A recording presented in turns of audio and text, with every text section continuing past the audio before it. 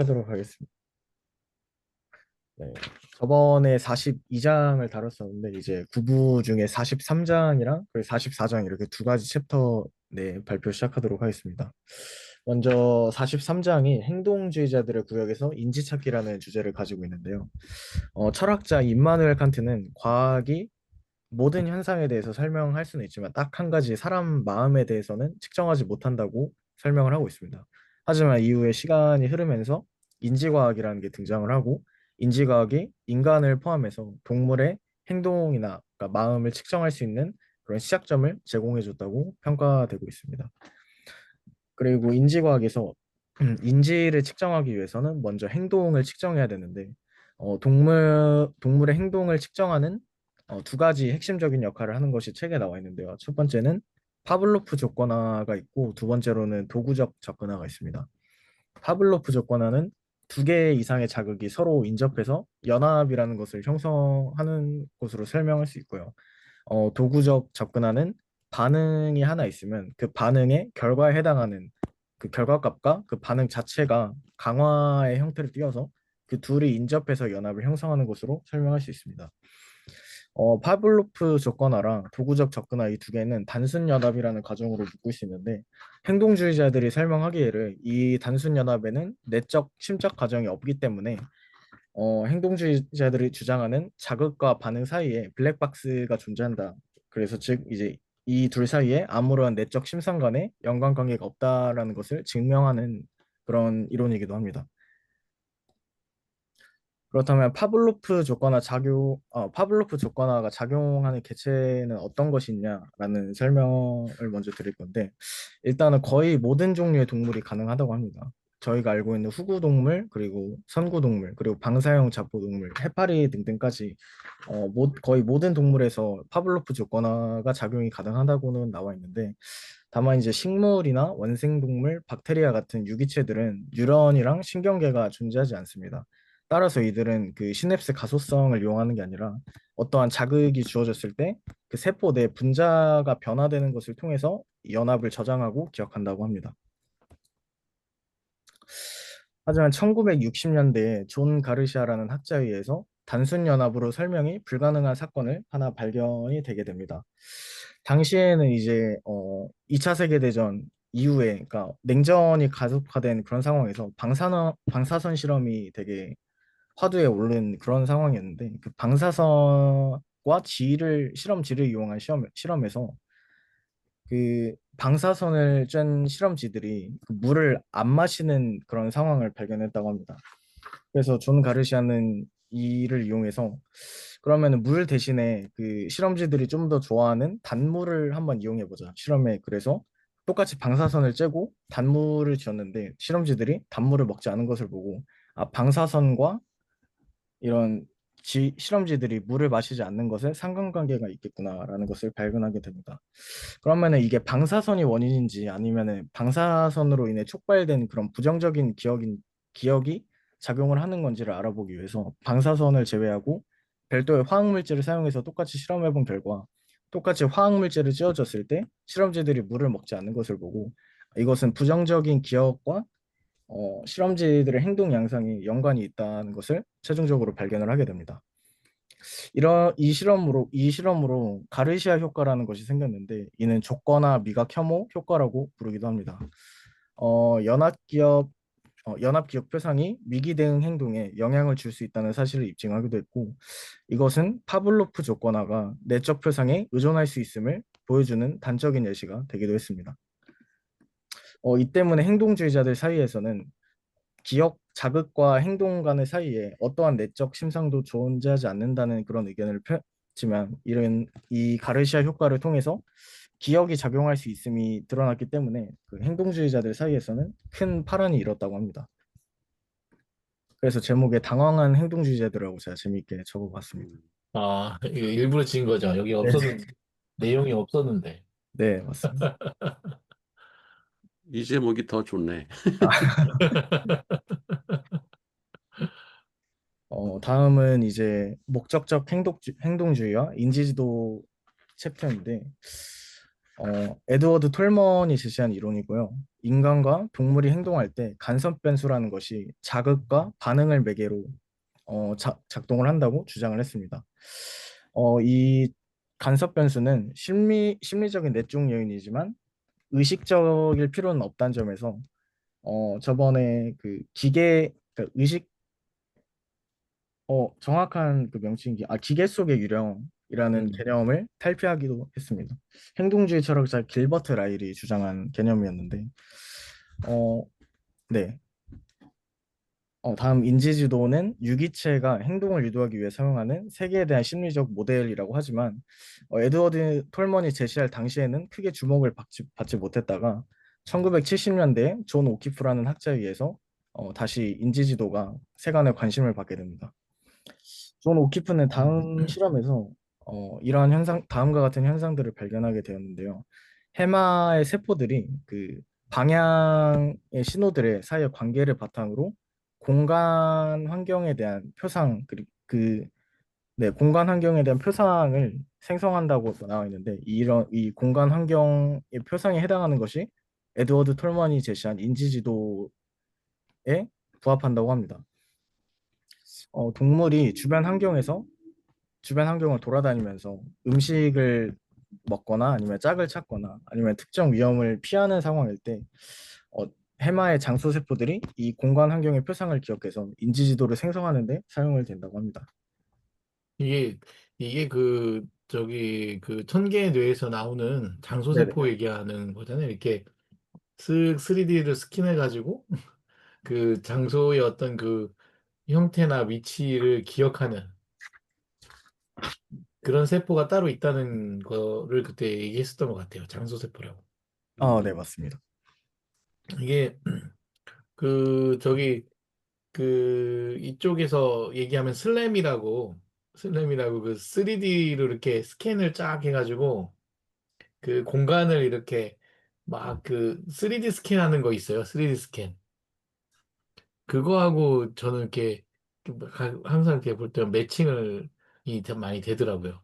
음, 그 우리가 그러니까 인지할 때 우리가 보면 보통 그 저기 IQ 검사할 때 예, 공간 감각 그 예, 파트가 있잖아. 그 그렇죠. IQ의 한 그 네, 디멘전이 그 그러니까 공간감 그 뭐라 해야 되나 그거를 공간 지각력.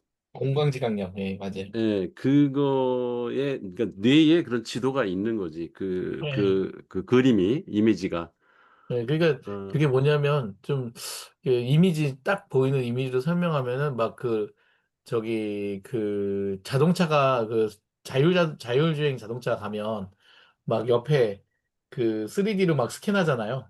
이렇게 쫙 음, 주변 환경을.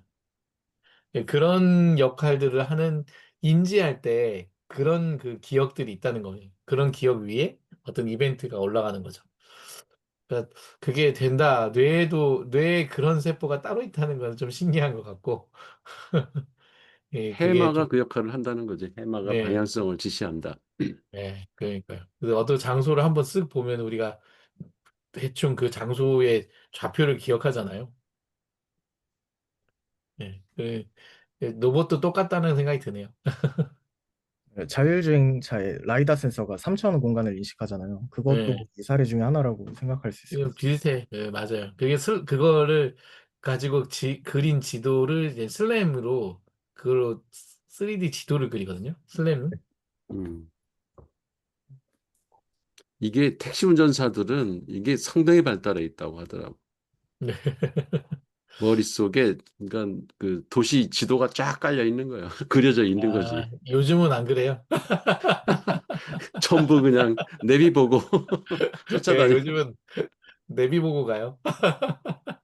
이게 실제 그 뇌과학 책에 보면은 실험 결과가 있더라고. 영국의 그 드라이버들 예, 그러니까요. 런던에서 이제 운전하는 사람들의 뇌를 그 저기 fMRI 해가 찍어가지고 예. 그 조사를 해봤대. 그랬더니 일반 사람하고 다르더라는 거야. 아, 그죠. 네, 뇌 구조가 다르대. 그 당시엔 그랬는데 지금은 다 내비 따라가서 단순화됐다는.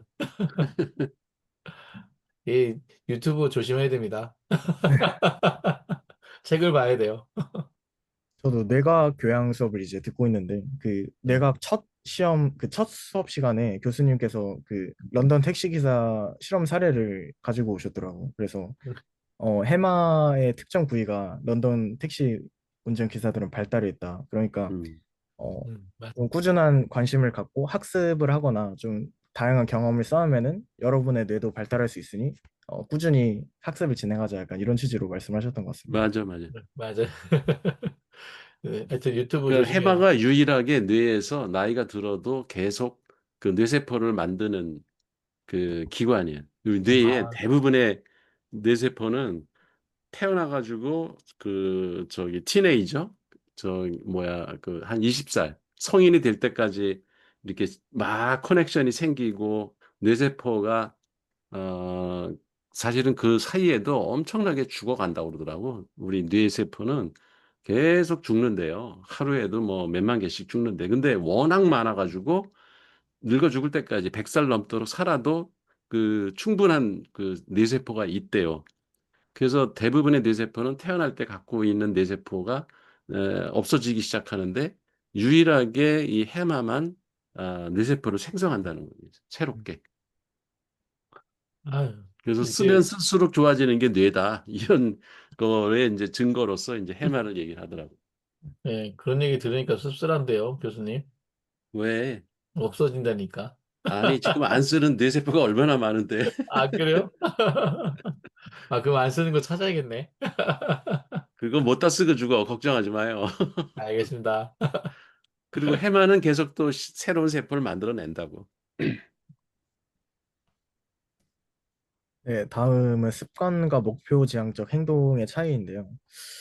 책에서는 이런 질문을 던져본 적이 있습니다. 파블로프 조건하에서 내적 표상을 이용하는 종은 과연 어떤 동물이 있는가? 인간을 포함해서 과연 어느 동물까지 내적 표상을 이용할 수 있는가라는 질문을 던져봤는데요. 우선 첫 번째로 파블로프 접근화보다 도구적 접근화를 이뤘을 때가 정교성이나 복잡성의 차원에서 좀 더 우위를 가진다고 합니다. 이에 대해서 앤서니 디킨슨이라는 사람은 도구적 반응의 두 가지 종류가 있음을 밝혔는데 첫 번째로 습관, 그리고 두 번째가 목표 지향적 행동인데요. 습관은 반응이랑 강화자 사이에서 단순 연합이 발생하는 것이 조건이지만 목표 지향적 행동은 이 단순한 연합과 더불어서 반응이 일어났던 제일 처음 순간에 기억이 포함되어야 된다고 합니다. 그리고 해당 순간의 결과물의 가치를 판단 기준으로 하는데 여기도 G 실험을 예시로 든 것 같습니다. 원래 이제 자극 실험을 할 때는 쥐가 무작위로 돌아다니다가 레버를 밟으면은 그때 먹이가 나오면은 그럼 다음에 쥐들은 배고플 때 레버를 당기면서 먹이를 취득한다는 이런 네, 간단한 실험인데 여기서 습관과 목표 지향적 행동의 차이를 이제 그 쥐가 배부를 때 아니면 배고플 때 그 가치의 경중에 따라서 나뉜다고 나와 있는데 만약 똑같이 이런 자극이 주어졌을 때 쥐가 만약 배고프지 않은데도 그러니까 배부른 상태인데도 레버를 누른다면 이거는 목표를 지향한 행동이 아니라 습관적으로 그냥 레버를 당긴 게 된 것이고 만약 배부른데 이제 레버를 누르지 않았다. 근데 대신에 어, 그냥 먹이 대신에 좀 특별한 먹이가 나왔을 때 레버를 당겼다. 이러면 이제 목표 지향적 행동이 된다고 합니다.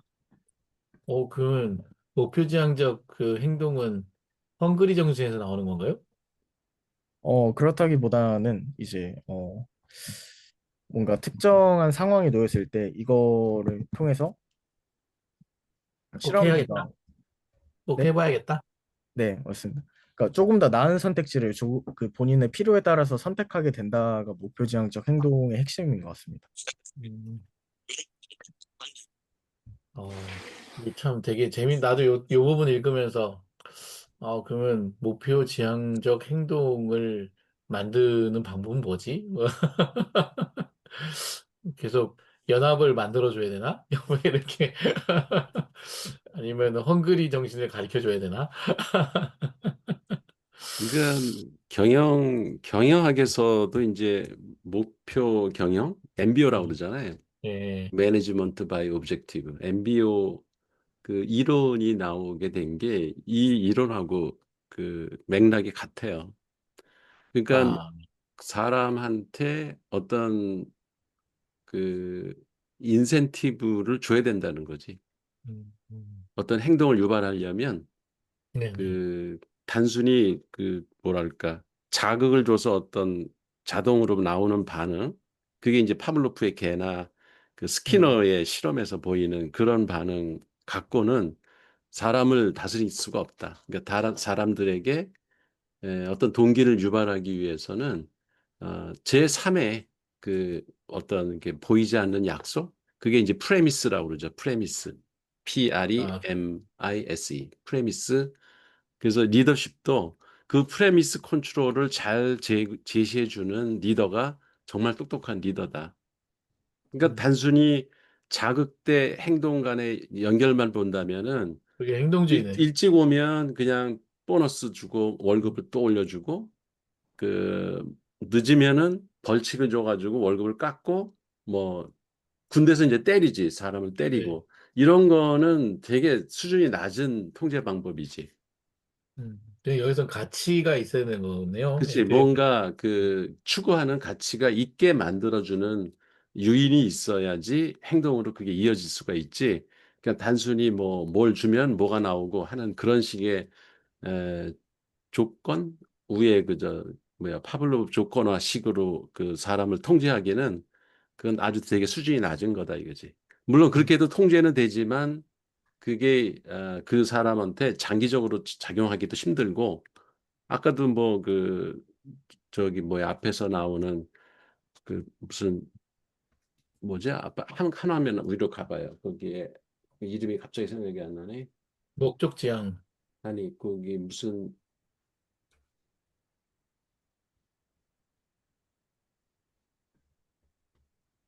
그 다음 가르시아 효과 아, 이런 게 그런 거잖아. 그 똑같은 조건에서도 자극을 줘도 반응이 달라지는 게 이제 가르시아 효과인데 이런 식의 반응이 나오는 거는 그 단순히 사람을 이렇게 뭐 월급을 더 올려준다든지 뭐 이래 가지고서는 음. 그 애들이 일을 열심히 하는 게 아닌 거지. 그리고 오히려 또 그러면 결국 어느 시기가 되면은 월급이 이제 충분히 자기 생활에 그 뭐야 먹고 사는데 지장이 없다고 생각하면은 아무리 월급을 더 올려줘도 얘는 그것 때문에 일을 더 하지는 않는다 이거지. 그러면 오히려 저기 내적 표상이라고 하는 게 중요하겠네요. 그 마음의 어떤 그 목표, 그 생각 그렇지. 이런 것들을 늘 가질 수 있도록 하는 것이 예. 중요하겠네요. 그러니까 적절한 뭐야 이렇게 물리적인 거 아니더라도 네. 그 그러니까 어떤 동기를 유발할 수 있는 제3의 어떤 조건을 제시해 주는 게 그게 되게 중요하다는 거지. 사람의 음. 행동을 유발하는데. 그게 예. 목표지향적이에요. 그래서 이런 사람을 키우는 게 사실은 교육 과정에서 이루어져야 돼.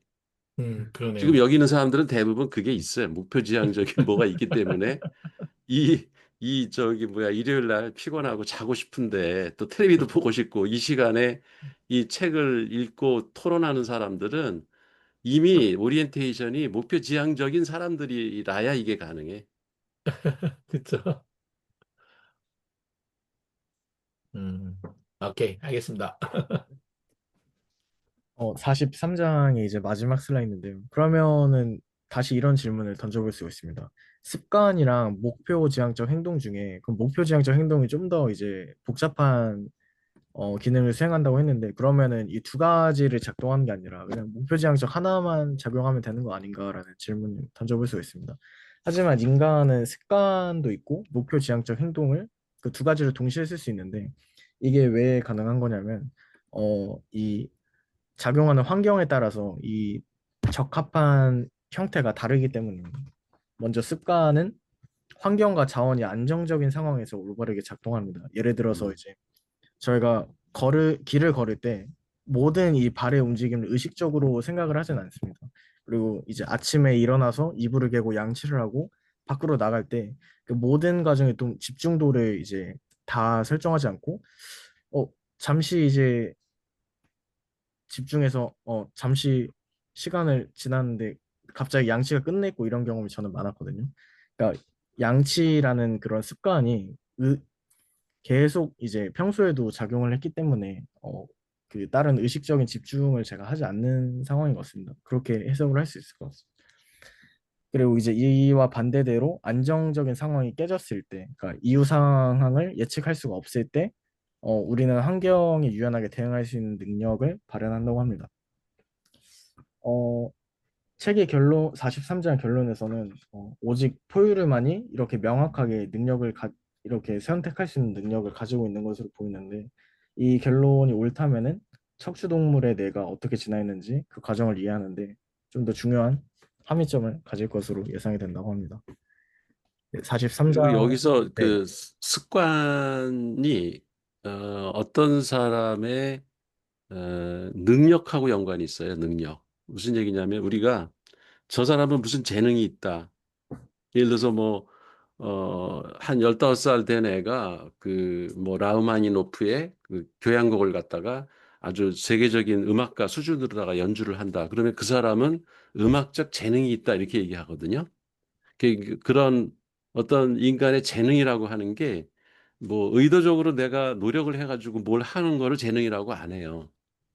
근데 그걸 수없이 연습을 해가지고 그 반복을 하다 보면은 이게 습관화돼 뇌에 그러니까 아주 깊은 그 기억 장치에 저장이 돼 버리면은 이거는 의식하지 않아도 그냥 손이 막 움직이면서 연주가 되는. 그래서 사람들이 볼 때는 아, 저 사람은 재능이 생겼구나.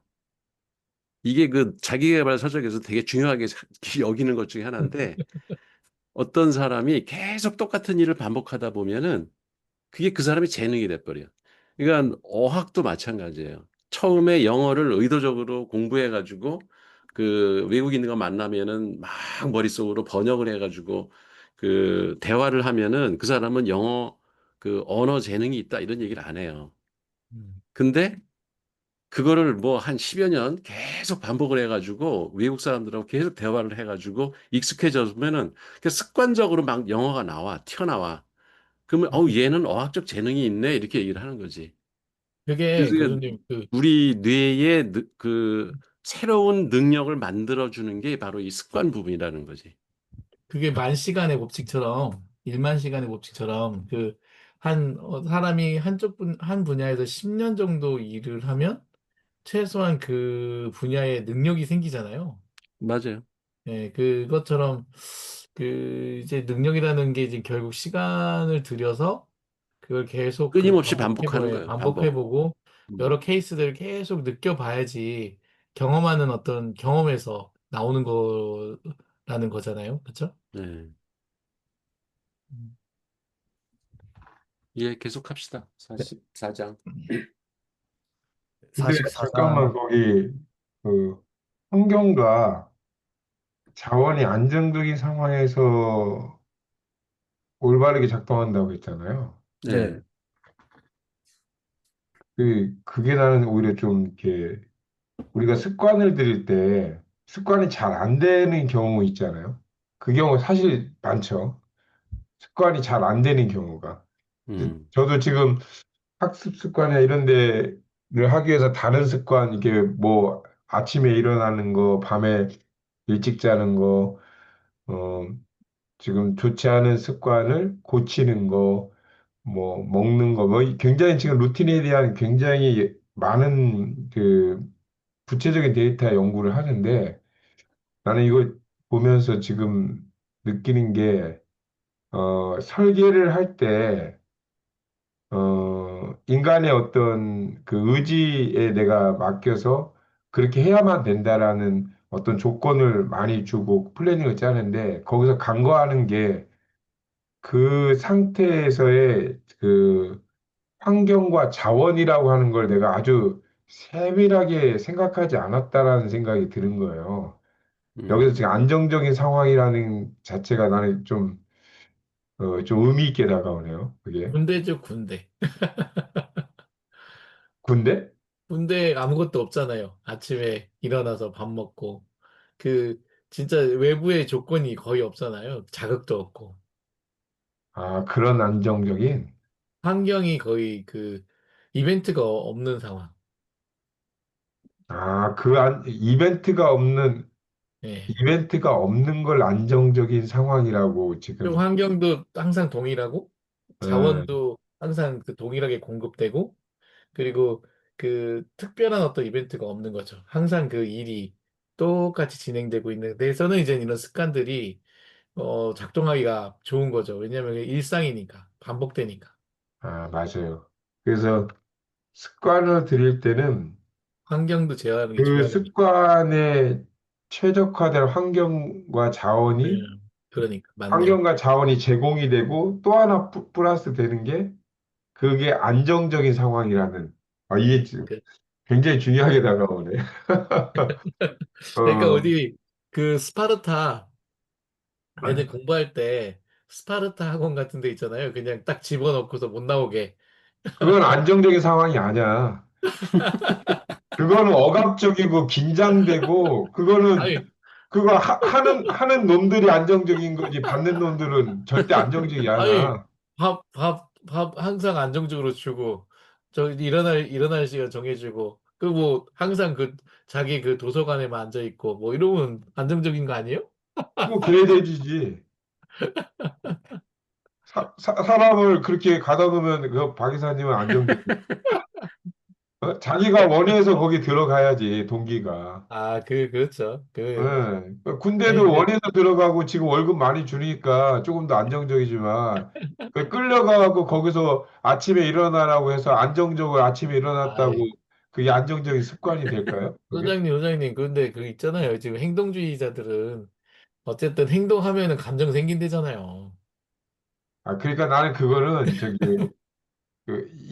여기 습관 능력은 좀 평생 가는 우리가 근데 이게 이벤트적인 그 습관이라는 거 만들 수 있죠. 그게 능력이랑 저는 이제 근육으로 표현한다면 그 아니 이게 의미 있게 다가오는 게 지금 이 부분을 그 업무에서도 제공을 하는데 내가 아 이걸 어떤 업무가 계속 잘 안 될 때 아 내가 좀 반성이 돼서 지금 얘기한 거예요. 이게 내가 그만한 환경을 줬나? 자원을 줬나? 그거 준 것 같은데? 뭐지? 그러니까 내가 안정적이게 했나? 근데 그게 지금 힌트가 왔어요. 안정적이라는 건 그 이제 환경과 자원을 줘도 이벤트를 더 주면 안 되는구나. 이거 되게 어려운 지금 보고 거예요. 정말 어려운 어려운 거 거예요. 같아요. 그 구분을 해야 되는 게 어. 습관이 형성될 때와 습관이 작동할 때 그러니까 형성될 때야말로 이게 안정적인 상황에서 계속 그 똑같은 행동 패턴이 일어나도록 해주면 그게 이제 습관화가 된단 말이지. 음, 그 다음에 이제 이게 완전히 습관화가 돼가지고 내적 능력, 재능이 돼버리면은 그때부터는 이게 불안정한 상황에서도 작동을 한다고, 사실은. 그렇죠. 네, 예. 네, 음. 그렇죠. 네. 그래서 탤런트가 되는 거지. 음. 아유, 그 일본 영화 같아요. 일본 영화. 일본 영화 맨날 그 쳇바퀴 돌다가 한 번씩 이렇게 하는 그런 것 같아요. 예전에 제가 TV에서 서장훈 아시죠? 농구 선수. 음, 이제 농구 선수 서장훈이 이제 어떤 TV 프로에서 나와서 이제 얘기를 하더라고요. 그러니까 이제 습관을 갖다가 이제 우리는 이제 좀 무의식적인 걸로 이제 저는 이제 여기서 말고 이제 무의식적인 걸로 표현하고 루틴화라는 말을 표현을 하더라고요. 그래서 이제 어떠한 자기가 농구에 게임을 가서 이기기 위해서 승리하기 위해서는 자기가 계속 루틴화를 한다고 하더라고요. 그러니까는 자기의 행동 하나하나를 계속 반복적으로 뭔가 잘못됐는지 고쳐나가고 다시 또 뭔가 오늘 게임에서 졌으면은 그걸 이제 바둑에서도 복귀하듯이 자기가 오늘 게임 한 상황들을 모두 복귀한다 그러더라고요. 그래서 다시 루틴화를 시킨대요. 그러면서 그걸 갖다가 자기가 뭘 잘못했는지 깨닫는 거죠. 그러니까 이 두 번째 문장에 자기가 뭘 잘못했는지 깨달으면서 그걸 갖다 계속 고쳐나가는 거. 그걸 루틴화라고 표현을 하더라고요. 그 사람 이제 음, 뭐 이제 하는데 저는 그 말이 개인적으로는 좀 감명 깊게 받았어요. 그러니까 저도 음, 우리는 이제 습관은 이제 무의식적으로 아침에 일어나서 양치하고 막 그러는데 이 양치도 그냥 단순하게 하는 게 아니라 어떤 루틴을 만들어 놓는 거죠. 자기의 개인의. 그래서 이제 습관, 일반적인 우리가 쓰는 습관하고 좀 이게 다른 표현으로 루틴화. 그러니까 뭐 외래어지만은 그는 그렇게 써갖고서 자기를 계속 바꾸는구나 하는 그 운동선수 서정훈 얘기가 조금 감명 깊게 들었던 것이 기억납니다. 그래서 같은 또, 거야. 그 네, 하나 더 루틴화라는 거. 하면 혹시 그 강화학습은 여기에서 목표 지향일까요? 습관일까요? 강화학습에 보면 그 강화학습도 습관의 일종이지. 그쵸? 그래서 걔가 결국은 그 던져가지고 그 뭐 이렇게 골에다가 뭐 농구 공을 넣는 어떤 게임을 만든다 했을 때 처음에는 무조건 안 맞다가 얘가 딱 들어가는 어떤 순간을 기억하고 그것을 계속 그 반복해서 어느 자리에선 간에 그거를 계속 반복해가지고 만드는 그래서 다음에는 어디서 던지든 간에 다 들어가는 음. 그런 것들 패턴화 그 약간 루틴화 시키거든요. 그게 이제 그것도 하나의 습관화 그러니까 시키는 아까 그 박상호 박사가 그 무의식적이라는 얘기를 했는데 아까 재능이라는 게 이게 무의식적인 거예요. 우리가 무슨 일을 할 때 의식이 계속 작동을 하면은 그 습관을 이용하는 게 아니라 그건 새로운 상황에 대처하는 거야, 그거는. 음, 의식적으로. 근데 이게 습관화가 돼가지고 루틴화 됐다, 뭐 습관화 됐다, 같은 말인데 그렇게 되면 그러니까 왜 골프 선수들이 마음을 다 비우라고 그러잖아요. 네. 마음을 비우라는 얘기가 의식을 끄라는 얘기예요. 음, 그러니까 음, 수없이 퍼팅 연습을 하면은 이게 습관화가 돼서 루틴화된 그 패턴으로 손이 그냥 움직여. 의식적으로 요쪽으로 봉인해야겠다. 힘은 얼마나 줘야 되겠다. 이렇게 생각을 하면서 퍼팅을 하면은 실패할 확률이 되게 높은데 음, 그냥 하도 연습을 많이 해가지고 요런 정도의 거리와 요런 정도의 각도, 뭐 슬로프라면은 어느 정도의 힘으로 된다는 게 그냥 몸에서 습관이 돼가지고 이렇게 나오는 거지. 그러면은 성공 확률이 되게 높다는 거지. 음, 피아노 연주도 그렇고 되게 사람들이 하는 그 저기 왜 유명한 선수들이 뭐 유명한 플레이어나 이런 사람들의 행동 패턴이 거의 습관화된 데서 나오는 것들이. 음, 그걸 의식해가지고 막 그 음표를 다 기억해가지고 친다는 건 불가능하잖아요. 근데 수없이 연습을 하면은 이게 습관화되면서 우리 뇌의 깊은 그 내적 기억 장치로 들어가 버린다고. 그러면 그냥 습관화되는 거야, 그때부터는. 뭐 좋은 습관들을 어렸을 때보다 갖는 건 되게 큰 무기네요. 그 가소성이라는 것 때문에 아까 신경 거소성 얘기가 나왔는데 성인이 돼도 늙어 죽을 때까지 습관화를 만드는 거는 가능하다는 거예요. 음, 알겠습니다. 다만 이제 나이 들면 속도가 조금 더 떨어지기 때문에 음, 시간이 더 많이 걸리지. 어떤 좋은 어렸을 습관 때. 하나 만드는데 걸리는 시간이 오래 걸려요. 네, 그런 차이는 있지만 가능해요. 네. 희망을 알겠습니다. 가집시다. 우리 네, 노인네들도. 알겠습니다. 음, 네, 다음은 44장인데요. 목표 지향적 도구를 설명할 때 그 위에 두 가지 관점에서 좀 설명을 한다고 합니다. 첫 번째는 시행착오인데 시행착오는 단일 개체의 행동 적합도를 상승시킵니다. 시행착오를 겪으면서 아까 말씀드렸듯이 농구 골대를 이 정도 각도로 날렸을 때는 실패했는데 점점 이렇게 시행착오를 겪으면서 올바른 각도로 던질 수 있게 되는 것이 시행착오라고 볼 수 있고 자연 선택은 단일 개체가 아니라 종의 전체적인 관점에서 결정되는 상황인데 그 유전적인 신체 형질을 결정해서 이제 적합도를 상승시킨다고 합니다. 이러한 관점들로 목표 지향적 도구적 학습을 설명할 수 있고 참고로 동물은 새로운 상황이 주어지면은 이 상황에서 유익한 결과를 내는 행동을 학습을 한다고 합니다. 이렇게 특정 목표 달성을 위한 행동 학습의 원인을 감정적 결과가 뒷받침된다고 하는데 우리가 과거의 되게 옛날 기억을 생각을 해보면 되게 약간 사소한 것들은 기억을 하지 못하는데 감정에 연관된 예를 들어서 뭐 첫사랑이 될 수도 있고요. 아니면은 이제 어렸을 때 친구들과 놀았는데 그게 되게 기억에 남아 이러면은 감정이 좀 작용을 해서 이게 학습의 원인이 될 수 있도록 이렇게 큰 기억을 남길 수 있도록 작용을 한다고 합니다. 이게 손다이크의 결과의 법칙이라고 나와 있습니다. 다음은 이제 고통과 쾌락의 약간 이분법적인 내용을 다뤄볼 건데, 다윈과 손다이크는 고대 쾌락주의 사상을 기반으로 이론을 펼쳤는데, 유쾌한 자극은 보상으로 치부를 하고, 반대로 이제 고통은 처벌이라고 표현을 합니다. 근데 여기서 행동주의자들은 이제 뭐 유쾌하다, 뭐 고통, 약간 처벌 이런 것들은 감정이 들어간다고 판단을 했는지 이러한 것들의 강화자라는 표현을 사용합니다. 강화자라는 개념은 이제 미래의 유사한 상황에서 해당 행동이 반복되도록 하는 이런 확률을 높이는 객관적인 사건을 뜻한다고 합니다. 이제 맥클레인의 3분의 이론을 통해서 변연계라는 부위가 이제 들어오게 되는데 포유류의 변연계 진화를 통해서 감정과 연관된 반응, 그 연합된 반응의 학습이 가능하게 되었다고 주장을 합니다. 임의의 동작이나 이런 것들을 학습을 할 때에는 변연계 영역에서 그러니까 변연계 영역이랑 그 영역으로 가는 뇌의 경로에 각각 도파민 그리고 전기 신호가 가해지는 현상을 발견하게 되었습니다.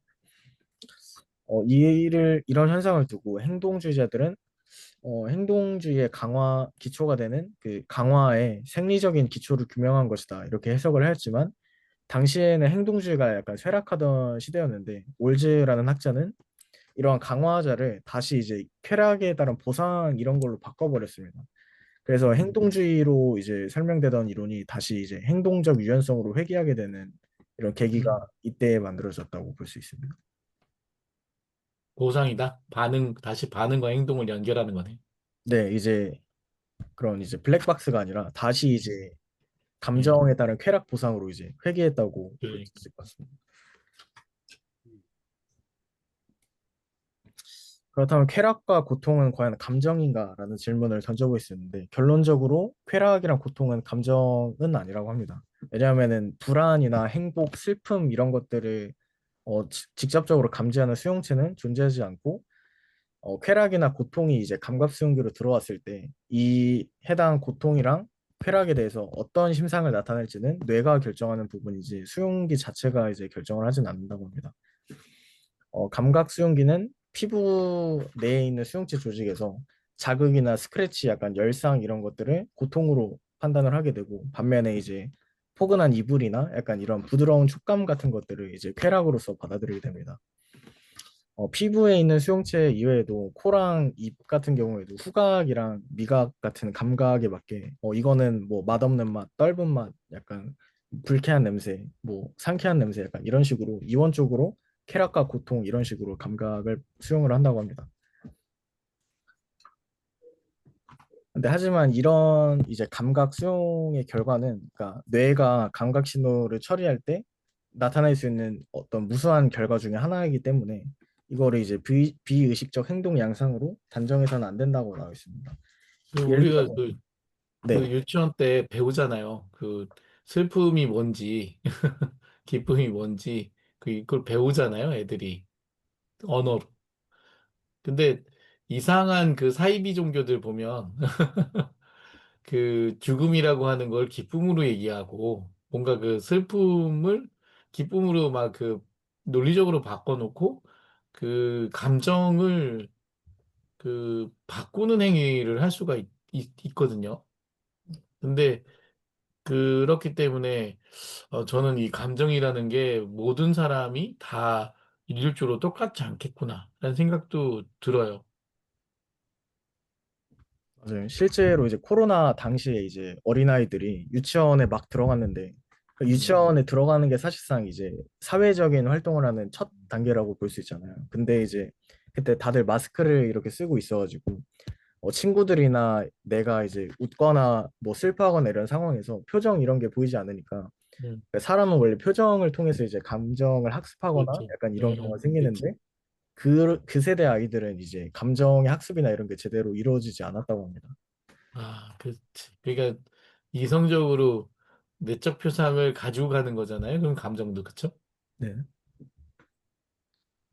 아까 사이비 종교 얘기하셨듯이 이제 피부로 느끼는 뭐 죽음이다 약간 이런 게 아니라 실제 어렸을 때 이렇게 음. 죽음이란 기쁜 거야라고 이제 주입을 해버리면 그래. 실제로 그렇게 느껴질 수 있다라는 게 그러니까 네. 그게 그래서 이게 쾌락과 고통이라고 하는 것 자체도 이성적인 거지. 이게 뭔가 그 진짜 그 인간의 그 원천적인 그런 어떤 느낌. 아, 느낌? 뭐라고 하네요, 그걸? 슬픈데 그 기쁨으로 바꿔버리는 게 뭐예요? 근데 어쨌든 내적 표상이라는 표현이 더 맞을 것 같긴 하다, 내적 표상. 그런 내적 표상을 만들어 놓는 것 같아.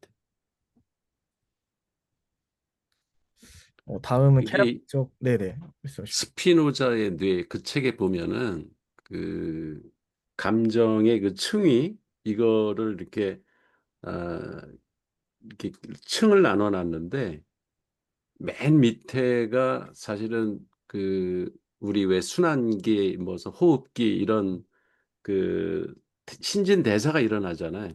몸에서. 네. 그게 이제 아주 기초적인 음, 생물학적 수준에서 가장 낮은 수준이고 그 위에 있는 게 고통과 쾌락이에요. 그러니까 아주 음, 원초적인 거지. 고통과 쾌락은. 그러네요.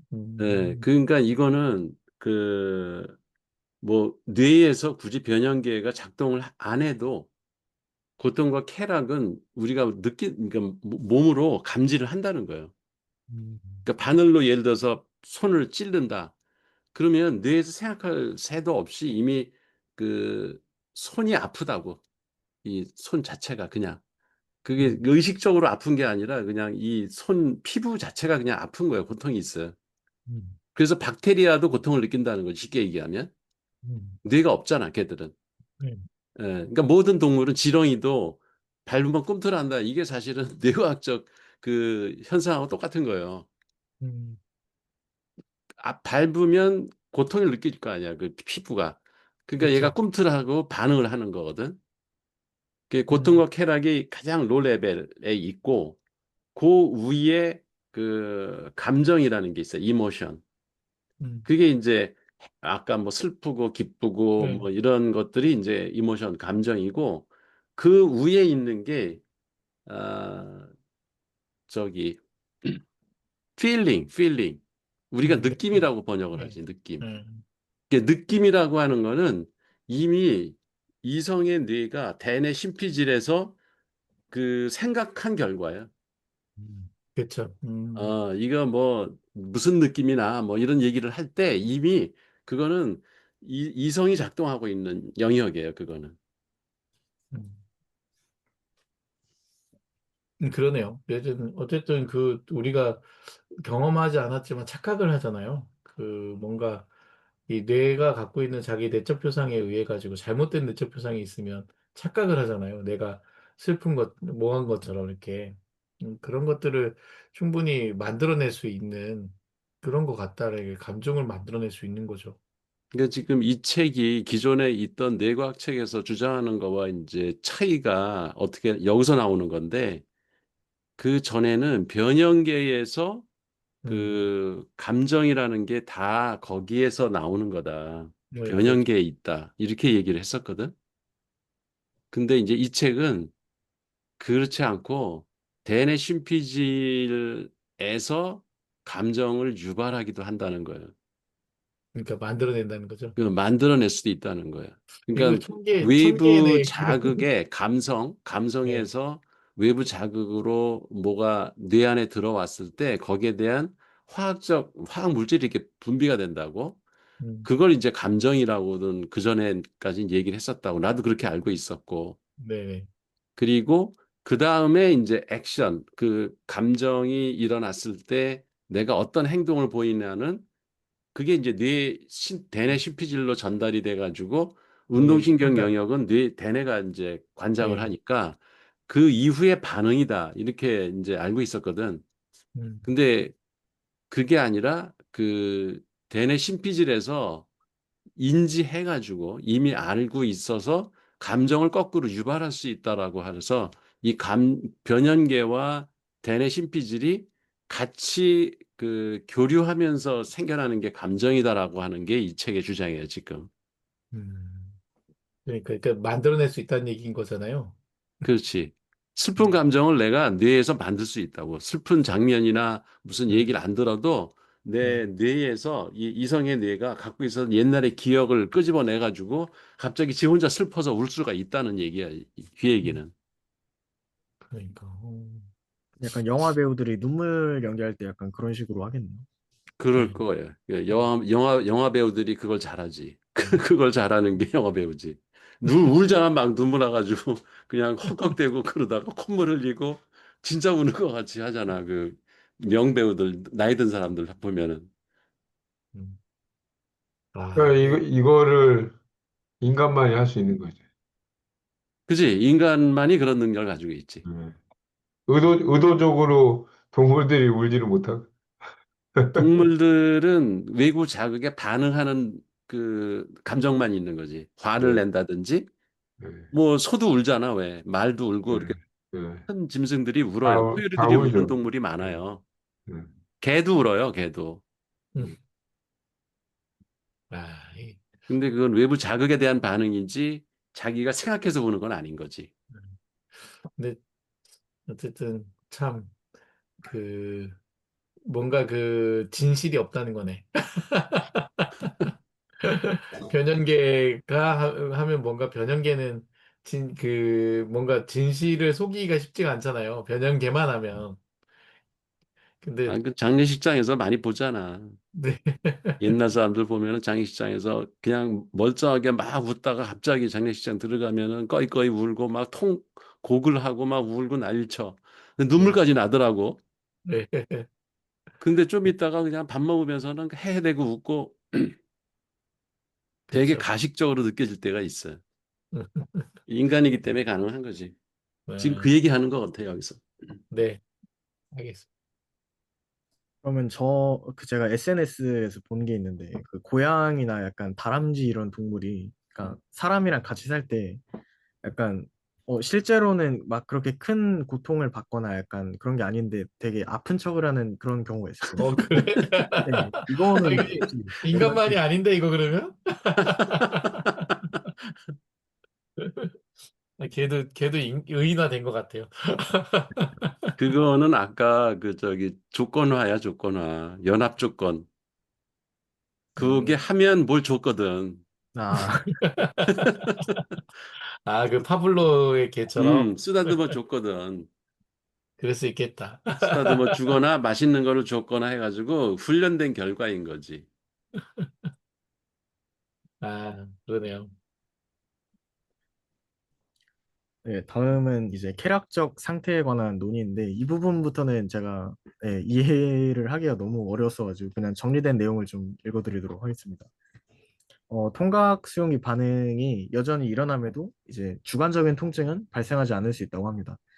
예를 들어서 이제 중증 환자가 이제 농담이나 이런 거를 통해서 막 웃고 이러면은 실제로는 통각이 계속 발생하고 있지만 이제 웃음을 통해서 약간 그 고통을 잠시 잊어낼 수도 있고 그리고 마약성 진통제 같은 경우에는 그 마약성 진통제를 투과했을 때 이 쾌락이 느껴지는 게 아니라 고통이 일시적으로 감소를 하잖아요. 그래서 어, 이 지속적인 마약성 진통제 투여가 습관회로를 장악하기 때문에 이 약물을 강박적으로 사용하게 되는 유전성을 보인다고 합니다.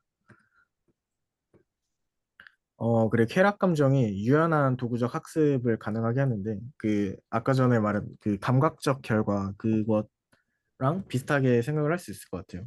이전에 약간 좋은 기억이 있었기 때문에 해당 기억이 더 자주 떠오르게 되고 이게 결국엔 유연한 학습을 가능하게 하는 매개체로 작동하지 않을까 생각합니다. 그리고 행동주의에서의 강화자는 이 부분의 설명이 어떻게 되는지 잘 기억이 안 나는데, 네.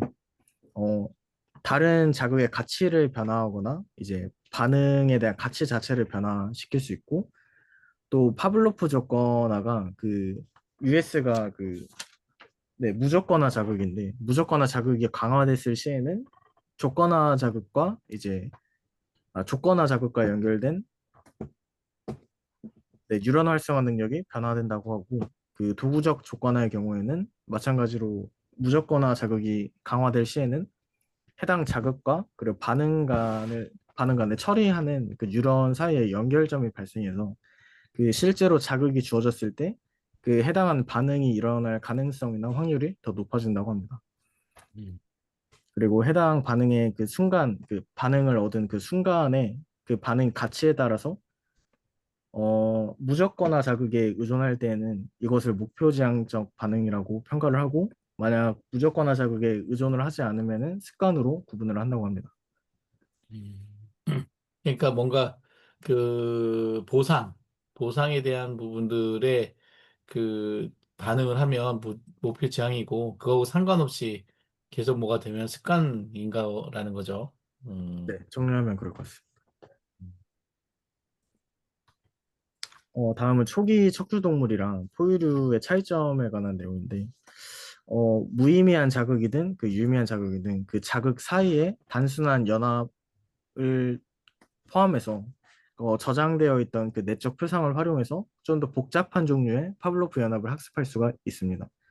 네, 하지만 초기 척추동물의 경우에는 이게 그 그러니까 파블로프 연합 학습이 가능은 하지만 이게 좀 더 유연한 학습 단계로는 발전하지 못하는 게 포유류와의 차이점이라고 설명을 하고 있습니다. 반면에 이제 포유류는 목표지향적 단계를 거치지 않고도 습관 그 자체를 형성하는 것이 가능했다고 합니다.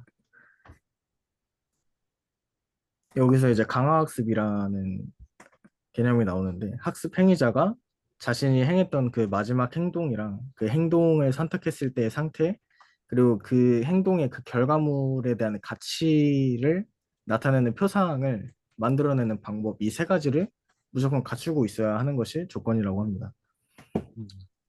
그리고 이 강화학습을 제어하는 게 도파민이라는 화학 물질이, 여러분도 익히 알고 있다시피 하는데, 이 해당 화학 물질이 뉴런의 신경 생물학적인 작용을 일으키기 때문에 강화학습을 제어할 수 있는 것이지, 이 도파민 자체가 쾌락이나 통증 상태에 개입하면서 해당 제어가 일어나는 것은 아니라고 합니다. 또 44장 네 이제 결론 부분인데, 인간은 숙고, 그러니까 딜리버레이션 능력 때문에 기억을 통해서 목표의 가치를 저장하고 이를 미래에 더 새롭고 효과적인 방식으로 이용할 수 있게 된다는 것이 44장의 결론입니다. 음. 네, 숙고 준비한 능력 내용은 덕분에. 네, 여기까지. 근데 애매한 단어들이 많이 나온다. 네, 가치라고 하는 것도 그렇고, 이게 숙고라고 하는 것도 숙고 능력? 이게 생물학적으로 설명이 가능한 능력인가? 이 딜리버레이션이 깊이 생각하는 거지, 뭐, 깊이 생각한다. 그러니까 되게 추상적인 단어지. 지금 요즘 뭐야 그 딥러닝 얘기하는 거 아니에요? 그걸 흉내낸 거지. 이 숙고 능력을 흉내낸 게 딥러닝에서 레이어를 그 뒤에다가 이렇게 밑에다 쭉 안에 숨겨진 히든 레이어들이 쭉 깔려 있는 상태. 그게 이제 숙고 능력이지. 뇌로 본다면. 그죠. 그러니까 이게 근데 이 숙고가 그 숙고예요? 아니면 그 우리 단계별 사고에 대한 그런 어떤 여러 단계를 거쳐서 고민하는 걸까요? 그게 두 가지가 다 한 거지, 뭐. 그러니까 질적으로, 양적으로 깊이 생각하는 거. 그러니까 한 번 생각하는 게 아니라 두 번, 세 번, 곰씹어 생각하는 거고, 양적으로는. 그 다음에 그 하나의 생각을 할 때 여러 요소들을, 기억들을 막 다 끌어내가지고 한꺼번에 연합해가지고 그 사고하는 그게 두 가지가 겹친 거지. 질적, 양적. 그러네요. 그게 숙고지. 그러니까 이건 철학적 용어지 생물학적 용어는 아니라서 내가 지금 이런 단어들이 나오는 게 가치라는 것도 사실 생물학적 용어는 아니거든. 네, 가치가 근데 보상 뭐 이렇게 얘기하면 모르겠는데. 그러니까 그 인간에게 보상이라는 게 사실 난 이 책을 읽으면서 명쾌해진 게 아니라 더 혼란스러워졌어 사실은. 그러니까 그 전에는 이런 도파민이나 코티졸이 그 분비가 되면 막 무섭고 막 두려워가지고 도망가고 막 그 심장이 박동수가 늘어나고 긴장이 근육이 수축이 되면서 도망가기 위한 준비를 한다잖아. 그래서 뒤로 움츠리는 거지. 예. 그런 생물학적 설명은 쉽다고 우리가 이해하기가. 실제 네, 그거는 그렇죠. 실험도 가능하고. 음, 근데 자기가 목표 지향적인 행동을 보일 때 어떤 그 피드백, 결과에 대한 가치를 자기가 인식을 해가지고 그 행동은 강화가 된다. 이렇게 되면은 그냥 뭐 심리학에서 얘기하는 그 저기 뭐야 자기계발 서적에서 어떤 일을 성취감을 높여놓으면은 작은 성취라도 목표를 달성했을 때 얻는 성취감으로 인해서 그 사람이 그게 자꾸 이제 강화가 돼가지고 더 큰 목표를 향해서 습관이. 네. 어그 뭐야 자존감 이런 것도 늘어나고 자긍심이 늘어난다. 이렇게 설명하는 거랑 뭐가 다르냐 그런 생각이 드는 거예요. 그건 이제 자기계발 서적에서나 볼 수 있는 단어인데 어떤 그 결과에 대한 가치를 인식해가지고 그게 행동으로 이어진다라고 하는 설명이 아, 이게 과학책에서 나올 얘기인가라는 게 조금 의심이 들더라고. 예, 사실 저도 이제 가치라는 얘기가 나오면서 여기 나오잖아. 그 되게, 순간 가치 경중에 따라 네, unconditional 뭐 스트렝스 그 강화자 네. 의존 시 목표 지향적 반응이 난다. 그렇지 않으면 습관으로 구분할 수 있다. 음. 뭔지는 알겠는데 그 단어가 는 마음에 안 들어 솔직히 이게 과학적 용어는 아닌 것 같아 가치라는 말이 이게 밸류라고 분명히 썼겠죠, 이 작가분이. 그렇겠지 뭐 알고 쓰신 건데. 네, 좀, 음. 근데 저는 이렇게 보면서 조금 다른 거는 예전에 한번 읽었던 천 개의 뇌나 빙류의 예처럼 어쨌든 내적 표상이 결국은 있고 그 내적 표상과 현실의 어떤 그, 실제가 서로 이렇게 갭을 줄여가는 어떤 과정을 이 뇌가 끊임없이 한다. 음 그, 그 과정이다라고 하는 것들을 네, 어떤 기본적인 배경? 배경을 하여튼 좀 설명하고 있는 것 같아요. 그 이론들에. 그러니까 천 개의 뇌를 읽을 때는 네, 거기서 나온 설명들이 네, 이게 비과학적이라는 생각이 거의 안 들었거든 그렇죠. 그거는 과학적으로 그 생물 세포 안에서 뇌세포 안에서 저런 일들이 일어날 수 있겠구나라고 그때는 받아들였는데 이 음, 책은 읽으면서 이게 그 과학적 설명이 아니라 그냥 음, 추상적 인간의 그 심리를 가지고 설명하는 것 같아가지고 그 음, 부분이 근데 이제 달라진 거는 아까 얘기했듯이 그 뭐야 삼계층으로 이렇게 뇌가 돼 있어가지고 그 네, 파충류의 변연계, 감정의 이성 그 심피질 이렇게 삼계층으로 나눠져 가지고 그 전달도 이렇게 한 방향으로 되는 것처럼 네, 그렇게 이제 그 뇌과학을 공부를 했었는데 이 책에서 달라진 거는 이게 변연계와 심피질이 상호작용을 해서 거꾸로 유발할 수도 있다. 그러니까 감정의 그 원천지가 변연계라고 옛날엔 돼 있었거든. 근데 그게 아니라 심피지. 심피질에서도 감정을 유발할 수 있다라고 하는 게 달라진 거예요. 근데 어쨌든 교수님 요 사, 10부 있잖아요, 10부. 예, 10부. 예, 10부의 첫 번째 제목이 심사숙고예요. 음, 지금 방금 마지막에 그 숙고의 얘기가 그 10부에서 나오겠는데요? 그러니까 이 사람도 책을 들레이즈처럼 계속 반복하면서 조금씩 조금씩 차이를 만들어 나가는 식으로 책을 썼더라고. 그, 그래서 앞에 나온 개념이 좀 이해가 덜 됐다 그래가지고 곤란해할 필요가 없어요. 그냥 가면 돼 앞으로 네. 가면서 또 앞에서 그 뭐 했던 것들을 다시 설명을 이렇게 넓혀 나가는 식으로 책을 쓴 것 같아. 여튼 우리 김우성 씨 정말 정리하느라 고생했어요. 전체적으로 읽고 하려고 하면 힘들었을 텐데. 이게 쉬운 주제가 아닌데 아주 발표를 잘했네. 네, 그 그러면 다른 우리 박승준 저기 학생은 그 프레임워크를 아주 정리를 잘했더라고.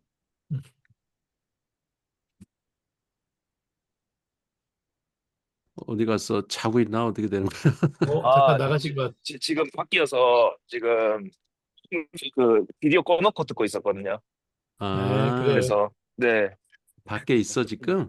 네 지금 바뀌어서 지금 들어가고 있는 중입니다. 오케이. 아, 아니 이거 저기 좀 이거 공유하고 싶어 한번.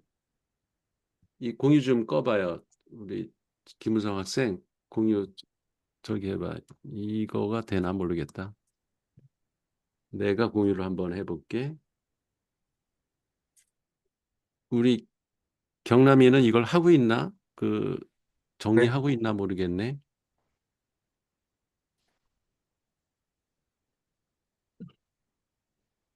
이 우수 학생 거는 이게 뭐야? 어, 떴네요. 떴어요? 네, 떴어요. 여기 보면 이게 내가 이제 템플릿을 만든 거거든. 그 네. 프레임워크를 이렇게 정리하라고. 그래서 PDF 파일로 나눠줬는데 이거를 이건 프린트해서 줬나 보다. 그 특강 때. 승준이는 이걸 받았지? 책을. 네, 네 특강 때 받았습니다. 어, 거기에다가 펜으로 이렇게 연필로 직접 쓴 거야. 그래서 프레임워크를 이런 식으로 내가 정리해가지고 그 졸업하기 전에 100개를 채워가지고 나가라 이제 학생들한테 그렇게 얘기를 했는데 그 여기 보면은 프레임워크의 명칭, 그 다음에 분야, 그 다음에 이걸 이제 만든 사람이 누군지. 음. 근데 이게 책이나 뭐 여기서 어디서 이걸 얻은 거야? 이 프레임워크는? 그 시험 공부를 하면서 그 이제 교통 모빌리티 관련 과목에서 이 딱 말씀하신 모델링 이그 틀이 나오더라고요. 그래서 음, 교수님 말씀하신 게 이건가 보다 하고 바로 거기다 적어놨거든요. 아니 아주 캐치는 나이스하게 잘했어. 아, 근데 거기다가 그 책 이름이나 이런 거를 네, 기록을 해놔. 그래 이제 나중에 지금은 네, 명확히 그게 어디서 그 이 프레임워크를 얻었는지 알지만 나중에 기억이 잘 안 나. 그러니까 음, 그 출처, 그 책 이름이나 음, 그리고 그걸 저자가 있으면은 저자, 뭐 음, 그걸 어디 인용을 했으면은 원저자 이름을 여기다가 써서 이거를 같이 기억하는 게 그 쓸모가 있더라고. 음, 그래서 프레임워크의 내용이라는 건 이제 예를 들면 그 프레임워크의 정의가 뭐냐, 그 다음에 그걸 왜 그런 거를 만들었는지 그 프레임워크를, 그 음, 다음에 거기에 기본적으로 적용되는 원리가 뭘까 이런 거를 이제 그 여기다 정리하라는 거지. 그러니까 이거 외에도 그 음, 프레임워크를 대표할 만한 문장들이나 이런 거를 이 칸에다가 쓰라는 거고, 그 음, 다음에 대부분의 프레임워크는 우리가 그걸 여러 군데 쓸 수 있기 때문에 사용하는 그 절차가 있어요. 음, 그 예를 들어서 뭐 그 GPS, General Problem Solving 이런 거는 사이먼의 의사결정 모델이 뭐 그 인텔리전스, 디자인, 초이스 이런 단계가 있는 것처럼 다 이 그 대부분의 프레임워크는 적용 절차가 있어요. 음, 그 시스템 이론도 그 절차가 있잖아. 시스템 이론 적용하는 그 과정이 있고, 뭐 BPR이라는 그것도 보면은 7가지 이렇게 적용 절차가 이렇게 딱 정해져 있다고. 그거를 이렇게 정의를 하고, 그 다음에 이거는 어떤 데서 쓸 수 있나. 음, 그러니까 여기 이제 교통이라고 그랬으니까 교통 분야에서 어떤 그 뭐 그 스마트 시티를 설계할 때 쓴다든가 그럴 때 적용할 수 있다라고 하는 적용 분야들을 여기다가 하여튼 처음에 그 얻었을 때 정의도 하지만 그 후에도 이건 어디서도 쓰는 걸 봤네. 그러면 여기다 또 이제 추가하는 거지. 그 적용 분야를 계속 늘려가든지. 음, 그리고 이제 한 뒤에 페이지는 이제 노트인데 이걸 내가 쓴 경험을 아마 경험담으로다가 뒤에다가 그냥 자유롭게 노트를 하라고 빈 칸을 하나 줬어요. 그래서 이게 양면 인쇄를 해가지고 앞면은 이렇게 그 번호를 매겨가지고 프레임워크에 그 넘버링을 해가지고 쭉 나가고 그 뒷면은 그렇게 노트 그냥 자유 노트 쓰게 하도록 그렇게 해가지고 100개를 이제 해서 책자로다가 해서 이걸 그 인쇄를 하려고 아예 그래서 음, 학생들한테 나눠주려고 했거든요. 근데 이거를 이렇게 제대로 정의해가지고 보여준 사람이 처음이라서 음. 되게 나는 기뻤어. 음. 근데 한 가지 궁금한 게 있었는데,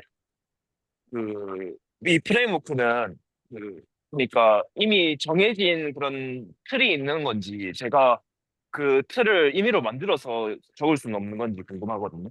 우선은 네, 1단계로 우리 학습의 과정도 그렇듯이 네. 검증된 프레임워크만 여기다가 쓰라는 거예요. 아, 이미 이론화됐거나 법칙화됐거나 모델이나 뭐 이런 이름으로 그 교과서나 그러니까 교과서가 사실은 프레임워크를 설명해 놓은 게 교과서예요. 음, 그래서 이미 근데 검증돼 가지고 많은 사람들이 써서 입증된 것들만 여기다 100개를 쓰라는 거예요. 아, 그렇게 그 이미 그 검증된 프레임워크를 많이 내가 그 익히고 나서 실제 생활에 무슨 문제가 부닥칠 때마다 사용을 하다 보면은 내 프레임워크가 생겨요. 음, 사실 모델링 이론은 나 그렇게 만든 거거든. 음, 그 자기만의 프레임워크를 새로 만들 때가 생겨요. 그러니까 지금은 그걸 기대하지 말고 일단 학습하는 과정이니까 이미 검증돼서 널리 쓰이는 프레임워크들, 교과서나 이런 데 나와 있고 많은 대가들이 이미 개발해 가지고 완성해 놓은 프레임워크를 100개만 정리해 보라는 거지. 그러면 전문가가 된다. 예, 음, 어떤 문제가 닥쳐도 그 문제를 어떻게 풀어나갈지에 대한 머릿속에 생각이 쫙 정리가 된다고. 이런 사람이 이제 능력 있는 사람이 되는 거지. 음. 근데 지금 보니까 적용 절차에 있는 게 위로 좀 올라가야 될 것 같고, 어, 예, 이게, 근데 이제 네, 요거는 이제 단계별로 약간 좀 이렇게 도식화되면 좋을 것 같아요. 그리고 네, 이게 그 데이터 분석할 때, 서비스 이런 걸 할 때 이런 프레임워크 네이밍이 있을 것 같아요. 일단 프레임워크는 약간 공통화되는 거거든요. 공통화된 그 음, 형식이에요. 어떤 문제를 풀기 위한. 음, 이게 좀 되면 좋을 것 같고. 그러면 이제 적용 절차는 그 중에 이제 또 교통. 이렇게 되는 거예요. 음, 그러니까 적용 절차가 위에 이제 교통을 위에 써놨는데 교통이 좀 밑으로 내려오면 좋을 것 같고. 그리고 분야는 이제는 이거 말고도 여러 분야가 있다. 이렇게 쓰면 딱인 것 같지. 네. 분야는 계속 찾아 나가는 거지. 네. 네, 그러니까. 하여튼 하여튼 이런 식으로 정리를 정의한다는 이렇게 것 자체가 하면은 중요한 좋죠. 거예요. 네, 맞아요. 정리를 하는 게, 저는 그, 제가 요즘 그 코딩을 좀 하는데, 그, 클로드 가지고 충분히 성능이 좋은 코드들을 많이 만들고 있어요. 근데 그 코드가 옛날에는 좀 이렇게 테스트를 해보면은 잘 안 맞고, 이렇게 리뷰나 이런 게 많았는데, 최근에는 코드 검증 기능들이 엄청 그 보완이 돼가지고, 한번 그 검증에 대한 부분들을 같이 지시를 하면, 얘가 한번 코드를 딱 짜서 주는데, 뭐, 이렇게 수정할 거 없이 바로 돌아가요. 내 환경과 이런 것만 제시해줘도. 근데 이런 걸 보면 이제 앞으로 그 코드를 짜고 얼마나 잘 짜고의 문제는 많이 이제 해결이 될 것 같고, 핵심은 문제를 어떻게 해결할 것인가를 정의하는 영역인데, 그 보통 제가 이렇게 그 발표하는 것들을 많이 보다 보면은 그 부분을 어 그냥 그 자기의 생각대로 아니면 누군가의 어떤 인터넷에 있는 내용대로 정리를 하는데 그걸 프레임워크를 가지고 정리를 해서 그 하나하나를 잘 짚어가지고 놓치지 않고 그 수요에 대한 부분 놓치지 않고 그거를 코드를 짜기 위한 설계의 기초로 쓴다면은 상당히 그 수준 높은 게 만들 수 있다고 보거든요, 서비스는. 근데 그 코드의 어떤 기술들은 이제 이런 LLM들이 하고 앞단의 기획의 영역이 매우 중요한 시대가 이미 왔구나. 이미 왔구나. 예, 시대가 생각이 돼요. 그래서 프레임워크를 기획 도구라고 생각하면 돼. 어떤 그 네, 구상을 하거나 뭘 이렇게 머릿속에 설계를 하거나 할 때 프레임워크를 가지고 해야지 제대로 된 작품이 나오지. 프레임워크 없이 그냥 내가 생각한 아이디어를 가지고 이렇게 얘기를 하다 보면 이게 중구난방이 되고 나중에 허점이 자꾸 나타나가지고 남들한테 이렇게 공격받을 확률이 높아지는 거지. 그러니까 이게 AI가 발달할수록 프레임워크는 점점 중요해질 거예요. 네. 프레임워크를 많이 아는 사람이 좋은 프롬프트를 만들 수 있다고. 그리고 개발 쪽에서는 그 디자인 패턴들을 많이 그 그 디자인 학습하고 패턴도 하나의 프레임워크인 거예요, 그게. 예, 그거를 알고 있어야 되는 거죠. 그래야지 그 안정적인 코드를 요청할 수가 있는 거예요. 음. 그리고 프레임워크를 알면 그 얘한테 질문을 했을 때 내가 알고 있는 프레임워크에 어떤 요소가 빠졌다. 그럼 거기에 대해서 다시 질문해야지. 그렇죠. 그게 없는 사람은 얘가 주는 답이 그게 다인 걸로 착각을 한다고.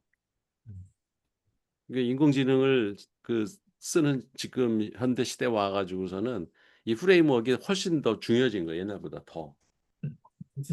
좋네요. 이런 어떤 시도가 계속 모이면 저 궁금한데요. 나중에 100개가 어떻게 모였을지. 예, 그래서 다음 주 화요일 날 그 학생들이 뭐야 한 2주 동안 정리한 거를 찾아낸 거를 나한테 보여달라고 그랬거든. 이제 뭐가 나올지 모르겠어. 그날 이제 샘플들을 많이 네, 사진을 찍어놔야지 내가. 네. 다음이 우리 다음이 누구죠? 한 소장님? 한 소장님이 지금 10, 10부. 10부 파트 10. 아, 오늘 할까요? 아니 다음 주에. 예, 다음 주에 깜짝 놀랐네. 아, 오늘 하는 거 아니었어요? 아직 지금 50분이 남았는데? 왜 그래? 지금 알겠습니다. 하고 있는데. 아, 역시 우리 한 소장님을 제가 가장 뭐 하는 것 같아요. 그 자극을 많이 드리고 있죠. 반응을 또 많이 하시고. 아, 우리 아, 학생들이 너무 잘해갖고 좋네요. 그러니까 네, 잘하네. 너무, 저번에 경남에도 잘하더니 아, 우성이 발표 참 잘하네. 우성이 정말 1학년 맞아? 어? 어떻게 대학원생 사는 1학년이라고 생각해. 대학원생. 아니, 난 이해가 안 가네, 지금. 경남이라 조금 나이가 좀 먹어서 괜찮다고 이렇게 생각했는데. 아니, 우성이, 나 이해가 안 가네, 지금. 아니 그리고 책도 많이 읽었어 보니까. 어. 아, 이렇게만 하면은 참. 이거 엄청 빠를 것 같아. 어. 30 이전에 뭔가 그 물건이 나올 것 같은데. 네, 맞아요. 얘들 하여튼 유튜브 덜하고 우리 책 읽읍시다. 책 읽읍시다. 그래, 네, 네, 다음 주에 뵙겠습니다. 저희 예, 다음 주에 하나 좀 봐요. 저기 제안이 한번 한번 제안 하나 해보는데요. 시간을요, 교수님, 예. 다 계실 때 시간을 조금 당기는 거 가능할까요?